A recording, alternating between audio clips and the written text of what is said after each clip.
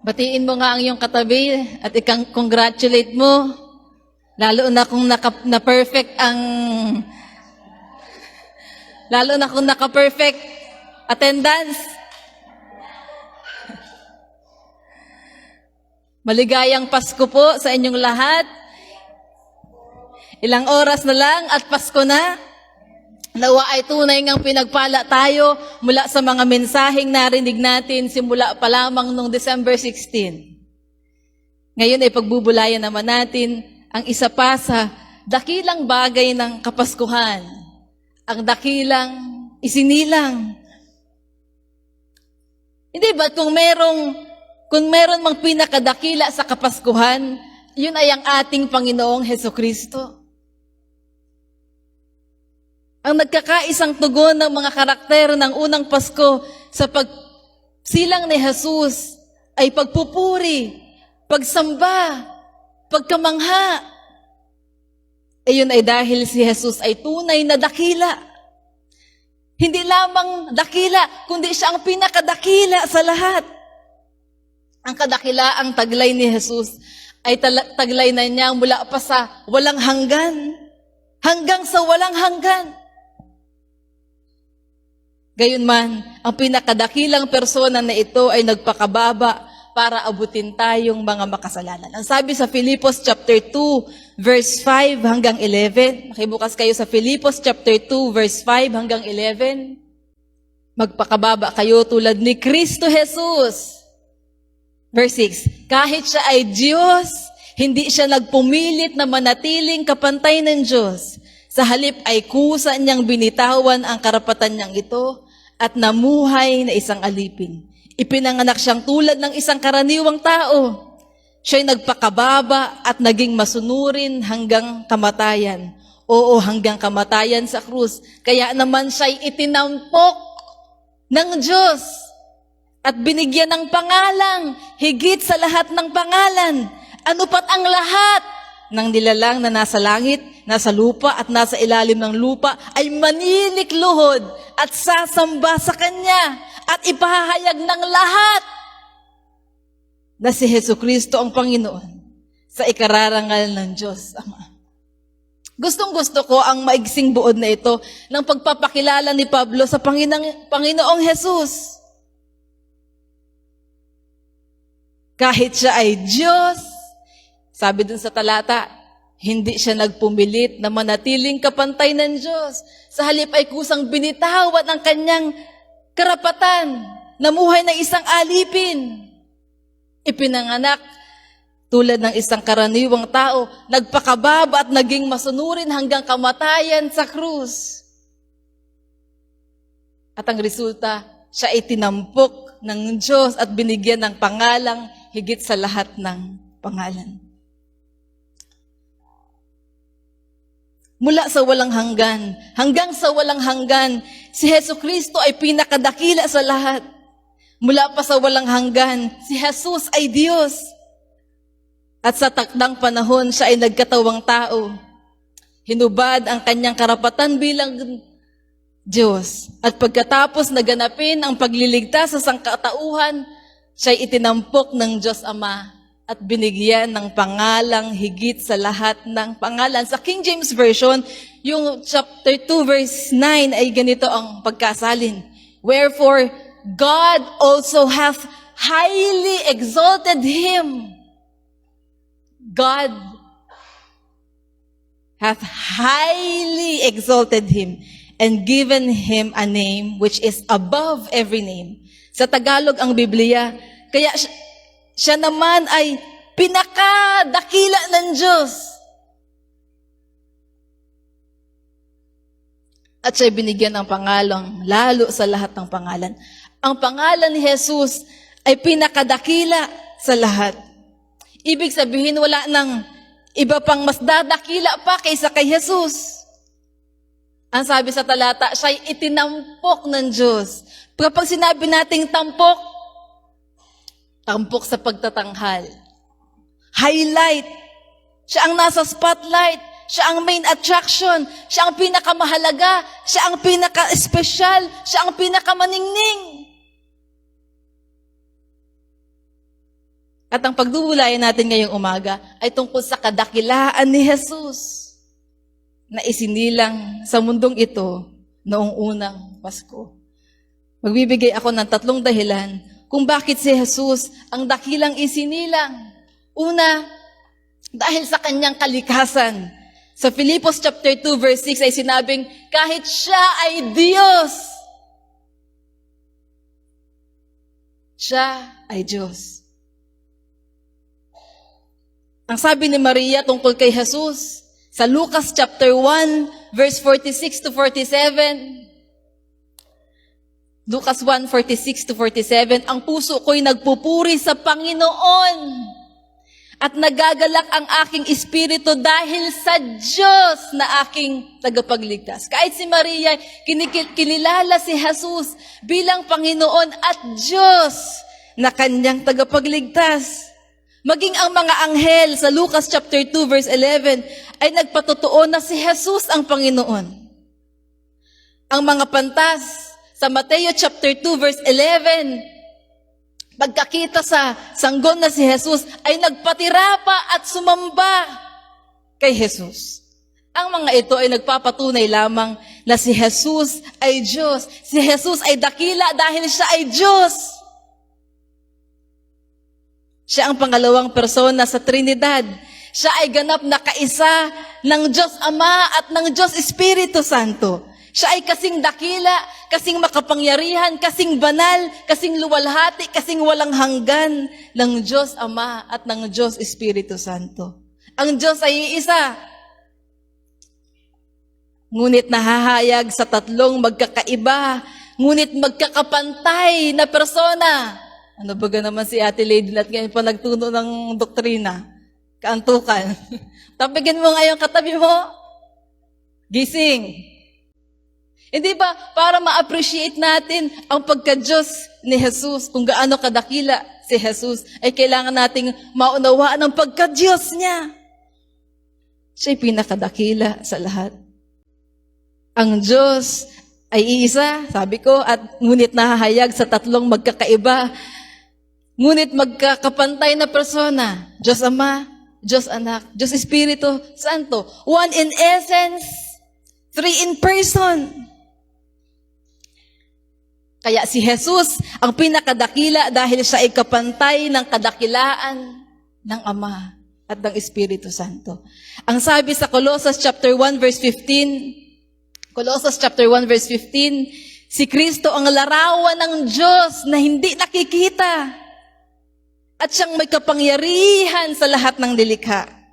16. Sapagkat ang lahat ng nasa langit at nasa lupa, nakikita man o hindi, pati ang mga naghahari at namamahala, mga namumuno at may kapangyarihang espiritual, ay pawang nilikha ng Diyos sa pamamagitan niya. At para sa Kanya, siya'y una sa lahat. At sa Kanya nasasalalay ang kaayusan ng lahat ng bagay. Ang Diyos ay espiritu, kaya wala siyang katawan tulad ng tao. Ang Diyos ay invisible, hindi nakikita, ngunit niloob ng Diyos Ama na magkatawang tao, ang Diyos Anak, para mamalas natin ang Diyos na hindi nakikita. Ang sabi pa sa John chapter 1 verse 18, kailanmay walang nakakita sa Diyos, subalit ipinakilala siya ng bugtong na anak. Siya ay Diyos na lubos na minamahal ng Ama. Sino daw si Jesus? Siya ang bugtong na anak at siya ay Diyos. Sa lumang salin ng Biblia, walang taong nakakita kailanman sa Diyos. Ang bugtong na anak na nasa sinapupunan ng Ama. Siya ang nagpakilala sa Kanya. Ang bosom o sinapupunan ng Ama ay nagmula sa salitang Grego na kolpos, na nagpapahiwatig ng ultimate intimacy, divine knowledge at eternal fellowship ni Jesucristo sa Diyos Ama. Hindi nito ibig sabihin na si Jesus ay mayroong pinagmulan. Hindi siya nilikha. hindi siya ipinanganak ng Diyos Ama. Hindi ito tulad ng iniisip natin na nasa sinapupunan tulad ng sanggol, na nasa sinapupunan ng nanay. Sa halip pa nga ay sinabing, ang lahat ng bagay ay pawang nilikha ng Diyos sa pamamagitan ni Jesus at para kay Jesus. Hindi siya nalikha, kundi siya ang lumikha. Sa pamamagitan niya ay nalikha ang lahat ng mga bagay. Si Jesus bilang bugtong na anak ng Diyos ay ganap na kaisa ng Ama. Tulad ng sinabi ni Jesus sa John chapter 10 verse 30, na siya at ang Ama ay iisa. Mayroon siyang ganap na kaalaman tungkol sa Ama. At ang kanyang pakikisama sa Ama ay walang hanggan. Ganito naman ang sabi sa Hebreo chapter 1 verse 3. Hebreo chapter 1 verse 3. Ang anak, ang maningning na sinag ng Diyos, sapagkat kung ano ang Diyos, ay gayon din ang anak.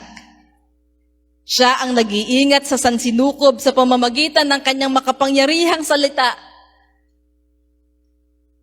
Pagkatapos niyang linisin tayo sa ating mga kasalanan, siya'y lumuklok sa kanan ng Diyos, ang makapangyarihan sa lahat. Sa NIV ay ganito ang pagkakasalin. The Son, si Jesus daw, is the radiance of God's glory and the exact representation of His being. Sabi sa New International Version. The Son is the radiance of God's glory and the exact representation of His being, sustaining all things by His powerful word. After He had provided purification for sins, He sat down at the right hand of the Majesty in heaven. Kaya kung ano ang Diyos Ama, ay ganun din ang Diyos Anak. Magkaibang persona, ngunit ganap na iisang Diyos. Si Jesus ang exact representation ng pagka-Diyos ng Ama. Sa ESV ay the exact imprint of His nature. Kaya si Jesus ay hindi lamang basta karaniwang tao. Oo, siya'y namuhay bilang karaniwang tao, tulad ng isang karaniwang tao, ngunit nanatiling siya ay Diyos. Si Jesus bilang Diyos, ang pinakamakapangyarihan sa lahat. Sa pamamagitan daw ng kanyang makapangyarihang salita, ay pinananatili niya ang sangsinukob. Siya ang makapangyarihan sa lahat ng nilikha. Kaya naman, sa kanya nakasalalay ang kaayusan ng lahat ng bagay. Ang kadakilaan ni Jesus bilang Diyos ay beyond our comprehension. Higit sa kaya nating maunawaan, ganyan kadakila si Jesus na pinagdiriwang natin tuwing Kapaskuhan. Si Jesus ay hindi lamang ordinaryong sanggol na isinilang. Siya ay Diyos na nagkatawang tao. Ang kanyang pagka-Diyos ay hindi nabawasan nang siya ay ipinanganak bilang tao. Ito ang hiwaga ng Diyos na mahirap ipaliwanag.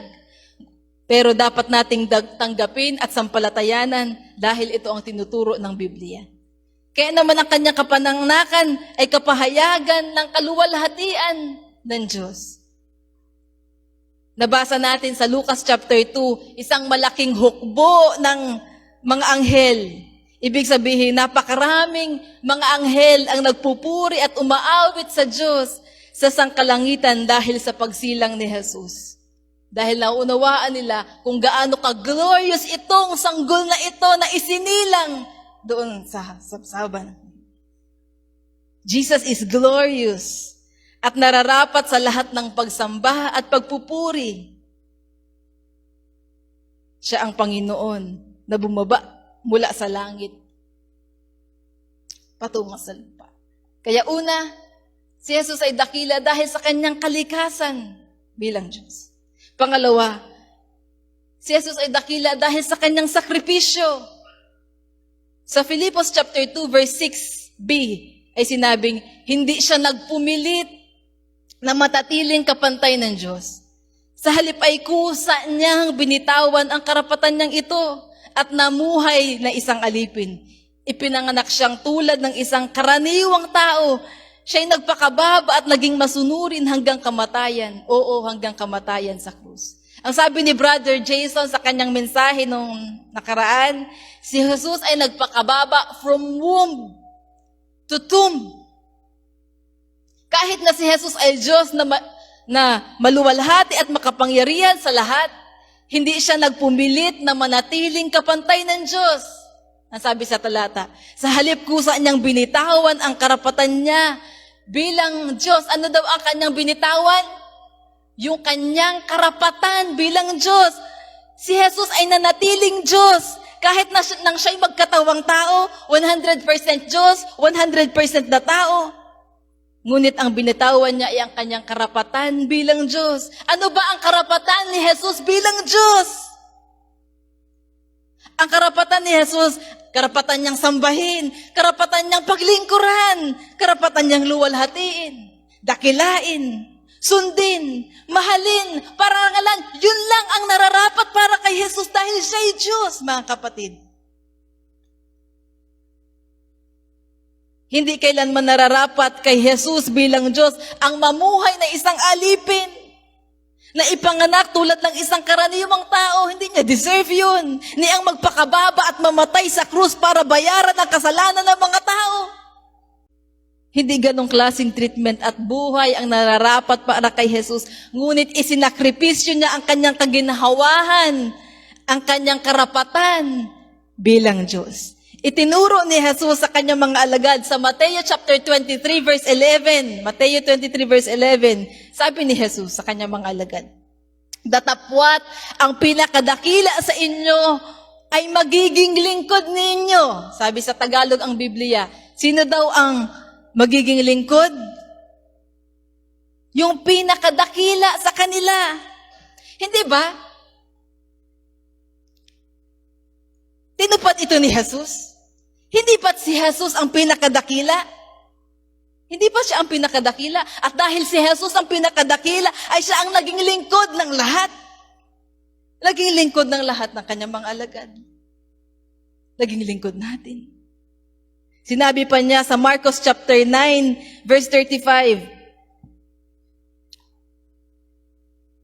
Siya'y naupo at tinawag ang 12 at sa kanila'y sinabi niya, kung sino man ang ibig na maging una, ay siyang mahuhuli sa lahat at lingkod ng lahat.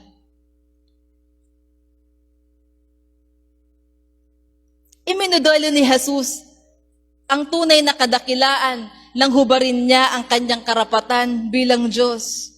Namuhay bilang alipin at naging masunurin hanggang kamatayan sa krus. Hindi niya kailangan gawin yun, mga kapatid, para siya'y maging dakila. Sadyang si Jesus ay dakila. Sadyang si Jesus ay dakila na sa lahat at ang deserve lang niya ay ang pinakadakilang pagtrato, pinakadakilang pagsamba, pinakadakilang pagkilala mula sa lahat ng kanyang mga nilalang. Ngunit lalo lamang nating na-appreciate ang kanyang kadakilaan. Langkusang loob niyang ibinigay ang kanyang sarili para sa kalagtasan ng ating mga napapahamak. Nang magkatawang tao si Jesus, pinatunayan niya, ayon na din sa nauna niyang sinabi sa kanyang mga alagad at paulit-ulit na sinasabi niya sa kanyang mga alagad na ang pinakadakila ang mahuhuli sa lahat at ang pinakadakila ang lingkod ng lahat. Hindi ba? Si Jesus nga ang pinakadakila dahil siya lamang ang namuhay sa mundo na sukdulang ipinagpahuli ang sariling kapakanan ng walang mintis. Siya lamang ang pinakadakila dahil siya lamang ang totoong naging lingkod ng lahat. Meron ba sa atin na makapagsasabing ipinagpahuli natin ang ating sariling kapakanan para mauna ang kapakanan ng iba? O, tanungin mo yung katabi mo. Maaring ang nagawa natin ito sa ilang tao o sa ilang panahon. Ngunit mayroon ba sa atin na ipinagpahuli ang sariling kapakanan para maging lingkod ng lahat ng walang pagmimintis? Willing ba tayo, tulad ng ginawa ni Jesus, na ipagpahuli ang ating sariling kapakanan para unahin ang kapakanan, hindi lamang ng iilan, kundi ng lahat, dahil sinabi ni Jesus na ang pinakadakila ang siyang magiging lingkod ng lahat. Mahirap ba yun? Tanong mo yung katabi mo, parang anong hirap naman nun?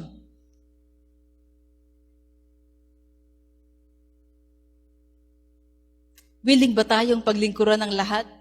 Ang maging alipin ng lahat, alang-alang kay Kristo. At alang-alang sa pagsunod sa halimbawa ni Kristo. Napakalayo pa natin doon, mga kapatid. Maaring willing tayong unahin ang kapakanan ng iba, ngunit ng mga tao lamang na gusto natin.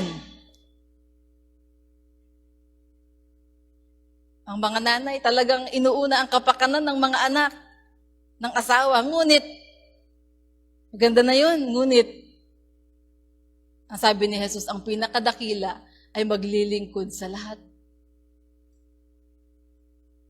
Maghahari naglilingkod na tayo, ngunit hindi pa tayo nakakarating sa kalagayang handa na tayong paglingkuran ang lahat. Kahit ang mga taong hindi natin gusto, at kahit sa paraang hindi natin gusto.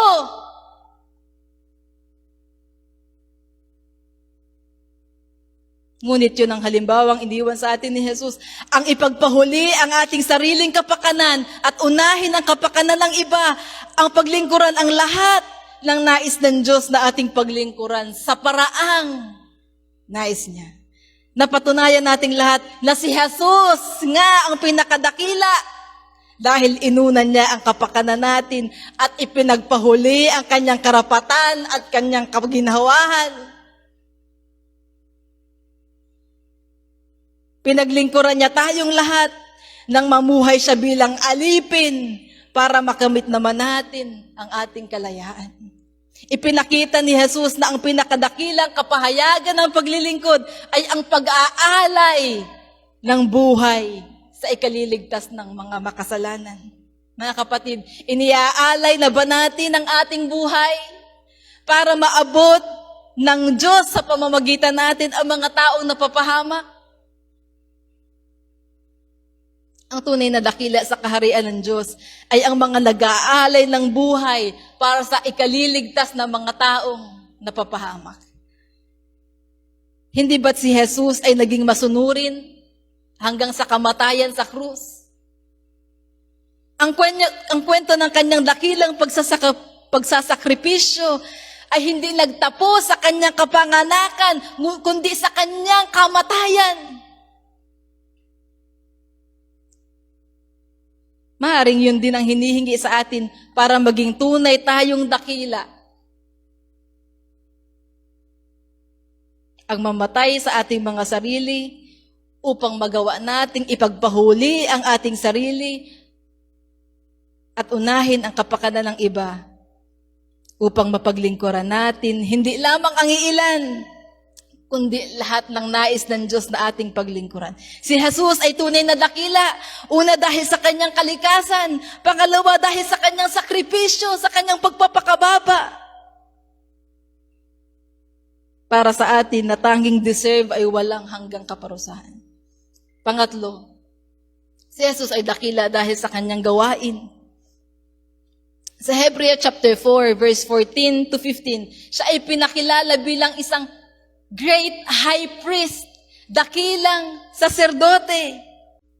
Sabi sa verse 14, yamang mayroon tayong dakilang saserdote na pumasok sa kalangitan sa harapan ng Diyos. Walang iba kundi si Jesus na anak ng Diyos. Ang dakilang saserdote nating ito ay nakakaunawa sa ating mga kahinaan. Sa King James Version ay ginamit ang mga salitang great high priest Walang iba kundi ang ating Panginoong Jesus, ang anak ng Diyos. Si Jesus ay dakila dahil sa gawain niya bilang great high priest. Gusto kong basahin din natin sa Hebreo chapter 7 verse 20 hanggang 28. Ang Diyos ay hindi sumumpa ng gawing saserdote ang iba, ngunit sumumpa siya ng gawin niyang saserdote si Jesus. Ayon sa sinasabi ng kasulatan, ang Panginoon ay sumumpa at hindi siya magbabago ng isip. Ikaw ay saserdote magpakailanman. Dahil kay Jesus, tayo nakatitiyak ng isang lalong mabuting tipan. Dati maraming saserdote ang naghahali-halili sapagkat namamatay sila at hindi nakapagpapatuloy sa panunungkulan. Ngunit si Jesus ay buhay magpakailanman at hindi siya mahahalinhan sa kanyang pagkasaserdote. Dahil nga riyan, lubusan niyang maililigtas ang lahat ng lumalapit sa Diyos sa pamamagitan niya, sapagkat siya'y nabubuhay magpakailanman upang mamagitan para sa kanila. Si Jesus kung gayon, ang dakilang saserdoteng makatutugon sa ating pangangailangan. Siya'y banal, walang kapintasan o kasalanan, nahihiwalay sa mga makasalanan at mataas pa kaysa sangkalangitan. Hindi siya katulad ng ibang mga dakilang saserdote na kailangang maghandog ng mga hain araw-araw. Unay para sa sarili nilang kasalanan at pagkatapos para sa kasalanan ng mga tao. Minsang naghandog si Jesus at iyan ay pang magpakailanman nang ihandog niya ang kanyang sarili. May mga kahinaan ang mga dakilang saserdoteng hinirang ayon sa kautusan, subalit ang saserdoteng hinirang na may panunumpa ay ang anak. Banal magpakailanman. At ang panunumpa ng Diyos ay huling dumating kaysa kautusan. Sa mga talata ay pinaghambing ang napakalaking pagkakaiba ng mga nagiging punong saserdote noong lumang tipan at ng Panginoong Jesus. Sa lumang tipan, nagtatalaga ng mga high priest o punong saserdote. Sila ang mataas na religious leaders ng panahon na yun. At sila ang inatasang mamagitan sa Diyos at sa mga tao. Pero dahil sila ay makasalanan din, kailangan daw muna nilang maghandog ng hain para sa kanilang sarili at pagkatapos ay dun sa mga para sa kasalanan ng mga tao. Hindi lamang yun. Araw-araw silang naghahandog ng hain para sa kasalanan, walang katapusan. Ngunit si Jesus ay dakila dahil siya ang dakilang saserdote magpakailanman. Bakit si Jesus ang dakilang saserdote magpakailanman? Una, sabi sa talata, dahil ang Panginoong Diyos mismo ang sumumpa na si Jesus ay magiging saserdote magpakailanman. Pangalawa, dahil si Jesus ay banal, walang kapintasan o kasalanan, nahihiwalay sa mga makasalanan at mataas pa kaysa sa sangkalangitan. Pangatlo, dahil minsang naghandog si Jesus at yun ay pang magpakailanman. Itinalaga ng Diyos Ama si Jesus na maging tanging punong saserdote o high priest na siyang nagtubo sa atin sa pamamagitan ng minsanang pag-aalay ng kanyang buhay bilang handog at bilang punong saserdote. Patuloy siyang namamagitan para sa atin sa harapan ng Ama. Kaya hindi natapos ang ministeryo ng Panginoong Jesus nang siya'y isinilang o na siya'y mamatay dun sa krus, kundi siya ay magpakailanman na namamagitan para sa atin sa harapan ng Diyos. Ang sabi sa Hebreo chapter 9 verse 12, minsan lamang pumasok si Kristo sa dakong kabanal-banalan at iyo'y sapat na. Hindi dugo ng mga kambing at guya ang kanyang inihandog, kundi ang sarili niyang dugo upang magkaroon tayo ng walang hanggang kaligtasan.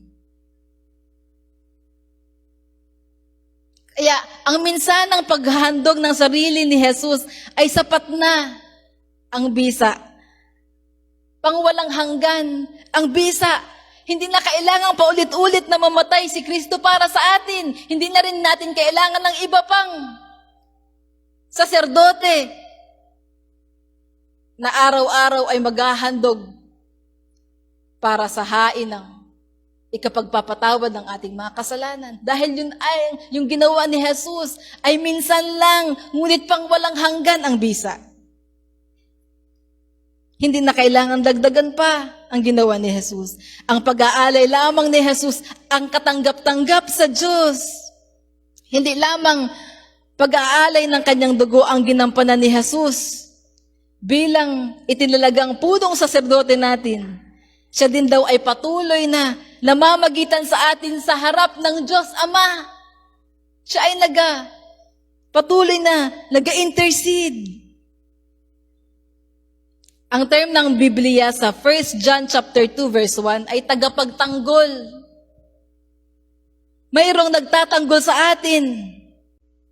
Kaya ang sabi dun sa 1 John chapter 2 verse 1, ngunit kung magkasala ang sinuman, may tagapagtanggol tayo sa Ama. Si Jesucristo ang matuwid. Alam ba natin kung ano ang ginagawa ng tagapagtanggol? Parang abogado para ipagkasundo tayo sa Diyos. At magpapawalang sala sa atin kahit na tayo naman talaga'y guilty, kahit naman talaga tayo'y makasalanan. Ngunit patuloy tayong tinatanggap ng Diyos dahil sa gawain ni Jesus. Sa patuloy na pamamagitan niya sa atin at sa Diyos. Si Jesus ang ating dakilang tagapamagitan sa Ama. Dahil dito maililigtas niya tayo mga nagsisampalataya sa Kanya at yun ay magpakailanman. Tama ang sinabi ng mga anghel tungkol sa Kanya sa Lucas chapter 2 verse 10 to 11. Si Kristo ang ating tagapagligtas. Ang Kristong Panginoon. At ang balitang yun ay sapat para magdulot ng malaking kagalakan sa ating lahat ng mga nagsasampalataya sa Kanya. Sabi sa Lucas chapter 2 verse 10 hanggang 11, ngunit sinabi sa kanila ng anghel sa mga pastol, huwag kayong matakot, ako'y may dalang magandang balita para sa inyo na magdudulot ng malaking kagalakan sa lahat ng tao. Isinilang sa inyo ngayon sa bayan ni David ang tagapagligtas, ang Kristong Panginoon. Sa NIV, a Savior, the Messiah, the Chosen One, the Lord. Si Jesus ang dakila nating tagapagligtas, ang Mesyas, ang pinili ng Diyos Ama na tanging makatutugon sa ating walang hanggang pangangailangan ng kapatawaran, ng katubusan, ng kaligtasan mula sa ating mga kasalanan. Si Jesus ang bugtong na anak ng Diyos na ibinigay sa atin upang iligtas tayo mula sa kasalanan at mula sa walang hanggang kaparusahan sa impyerno. Kailangang maipanganak si Jesus at tukdin ang ipinagagawa sa Kanya ng Ama para mailigtas tayo. Hindi ba't nakamamangha ang Diyos? Kahit hindi pa natin alam na kailangan natin ng tagapagligtas, alam ni Jesus na hindi natin maililigtas ang ating sarili. Imposible ang kaligtasan kung wala si Jesus. Ngayong Pasko, mga kapatid, sariwain natin ang ating pangangailangan kay Jesus bilang ating tagapagligtas. Ang sabi ng anghel, ito ay isang magandang balita na magdudulot ng malaking kagalakan sa lahat ng tao. Bakit ito magandang balita? Dahil lahat ng tao ay nangangailangan ng tagapagligtas at si Jesus lamang ang makagagawa nun. At ang dapat pinakamasayang tao sa balitang ipinanganak ang tagapagligtas ay yung mga taong pinakamalay, pinakanakadarama ng bigat ng kanilang pagiging makasalanan. Dahil ang tunay na nakakaunawa sa bigat ng kasalanan ay siya ring nakauunawa ng laki ng pangangailangan sa tagapagligtas. Kaya dapat tayo na mga iniligtas ng Diyos ang totoong nagagalak dahil may Pasko. Dahil sa pagkasilang ng ating tagapagligtas, masaya tayo dahil yung tanging solusyon sa pinakamabigat na problema ng tao ay isinilang. Tanong mo yung katabi mo, may problema ka ba? Mabigat ba yung problema mo? Ang magandang balita, sinolusyonan ng Diyos ang pinakamalaking problema natin. Hindi ba yun ay dapat na ikagalak natin, mga kapatid? Kahit kakaunti o kahit kailangan natin pagkasyahin yung 500 pesos o baka wala pang nga tayong 500 pesos para may ihanda mamaya sa Noche Buena. Ngunit ang mahalaga ay sinolusyonan ng Diyos ang pinakamalaking problema natin. Ngayong umaga, gusto kong sakaliwain natin ang kadakilaan ni Jesus sa ating buhay. Si Jesus ay dakila dahil sa kanyang kalikasan bilang Diyos. Dahil sa kanyang sakripisyo at pagpapakababa.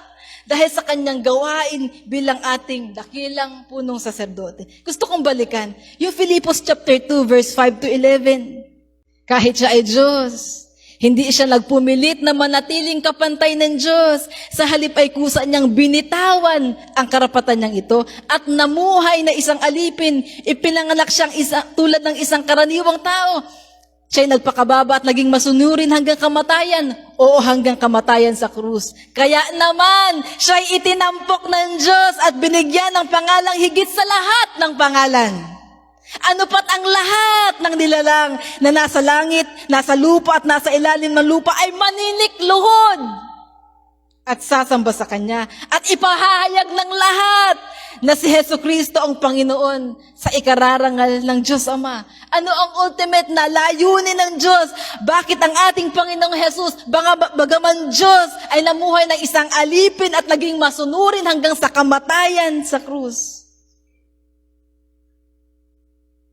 Para tayo maligtas. Anong ultimate na layunin? Ang ultimate na layunin ng Diyos ay upang kilalanin natin, kilalanin ng lahat ng tao, si Jesus bilang pinakadakila, pinakatampok, pinakamaningning, pinaka-espesyal, pinakasentro. Ang lahat ay dapat na manikluhod at sumamba sa Kanya. Ang lahat ay dapat kumilala kay Jesus bilang Panginoon. Ipinakita ng Panginoong Jesus ang Kanyang kadakilaan para kilalanin natin siya. Ang Pasko, bagaman tungkol sa pagliligtas sa atin, ay hindi tungkol sa atin. Hindi ito tungkol sa atin. Ito ay para lamang sa kaluwalhatian ng Diyos. Ibigay natin ang pinakamataas na pagluwalhati sa ating Panginoong Jesus. At sa lahat ng ating mga pagdiriwang ngayong Pakapaskuhan, alalahanin natin na si Jesus lamang ang sentro. Si Jesus lamang ang dapat nasa spotlight. Kay Jesus lamang ang lahat ng kaluwalhatian.